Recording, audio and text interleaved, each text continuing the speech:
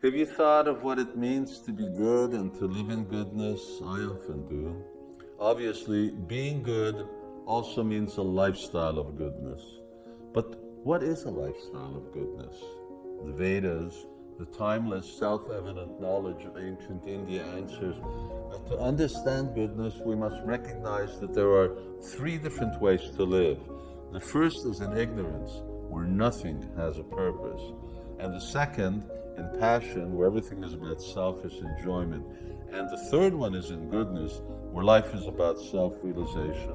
And that's where we want to go. Now, when we systematically develop goodness, then the tendencies of ignorance and passion are subdued and we get to enter a life of goodness. And as one becomes more strongly situated in goodness, the search for the spiritual, characterized by Bhakti Yoga, becomes prominent, and inclinations towards faithlessness are quickly vanquished. Okay, but how to be situated in goodness? Answer: cultivate those things already in goodness. What are those things? Here are some. Organize your time. For example, rise early for morning meditations and go to sleep early for a clear head. Make sure you are in control of your time and not a slave to it. The next is habits, and this is a big one. Abandon foods of violence, meat and fish. Adopt a plant-based diet. Give up destructive cravings like alcohol, drugs, and cigarettes. Reconsider the role of sports and exercises as activities to keep only good health and not to enhance bodily beauty. Now, the next topic is water. Keep high standards of cleanliness and bathe at least twice a day, and not with hot water. If possible, live near large bodies of water, which obviously nurtures a bountiful atmosphere.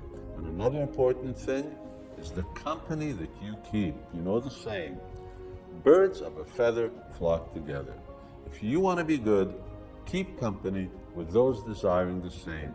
Select your friends carefully, and while selecting your work environment may not be possible, associate at the workplace only as much as the job demands.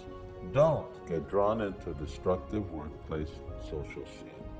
Also, make sure you raise your children by the same values that you live. Otherwise, they may be an in-house challenge to your life.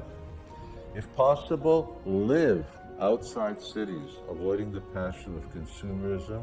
And as far as work for what you need to live and not all the trappings society expects of you. Are you getting the picture of what cultivating things in goodness is about? Here are some more. Select and follow those spiritual texts that are authentic and are about self-realization, and shun the sectarian and the new and the latest yoga craze.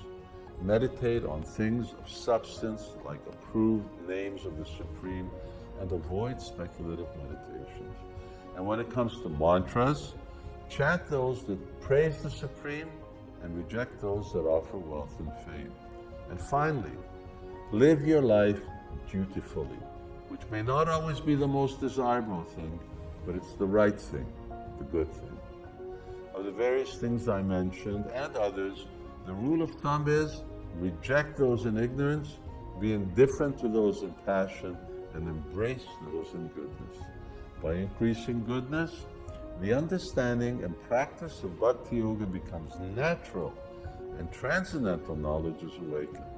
And when knowledge of your spirit soul is revived, and the illusory identification with the body and mind are driven away, then by the further development of transcendental goodness, you will attain life's goal. This is living in goodness.